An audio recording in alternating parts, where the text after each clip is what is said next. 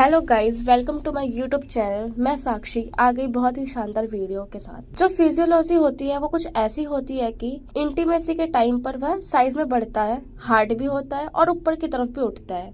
अब अगर बात करें फीमेल प्राइवेट पार्ट की, तो उसमें बेसिकली 3 चीज होती है।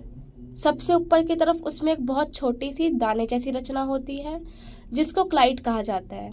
उसके नीचे बीच में एक होल होता है जिसको यूरिथल कहते हैं, जहाँ से महिलाएं यूरिनेशन करती है। और इसमें सबसे नीचे बल्वा होता है जो वजाइना की ओपनिंग होता है और इसी का इस्तेमाल करके सेक्स किया जाता है।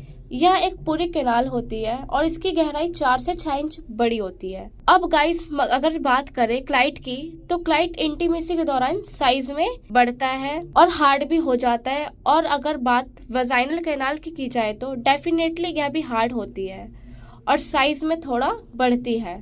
बट अगर बात करें कि इरेक्शन की, तो इसमें इरेक्शन वाली कोई कॉन्सेप्ट नहीं है। हाँ, लेकिन हम यह भी कह सकते हैं कि मेल प्राइवेट पार्ट हो या फीमेल प्राइवेट पार्ट, दोनों में ही कड़ापन आता है, यानी हार्डनेस आती है।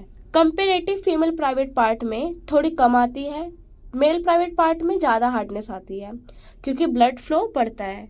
मेल प्राइवेट पार्ट बहुत ज्यादा बढ़ता है, 4 से 6 गुना तक बढ़ जाता है।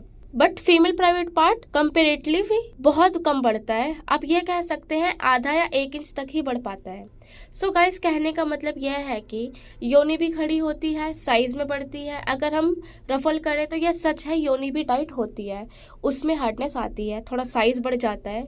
लेकिन उसका मतलब यह नहीं है कि वो ऐसे से ऐसी हो जाती है, यानी बिल्कुल खड़ी हो जाती है जैसे मेल प्राइवेट पार्ट होता है। आई होप कि वीडियो को समझ गए होंगे, इससे आपकी सेक्स एजुकेशन में भी इम्प्रूवमेंट हुआ होगा।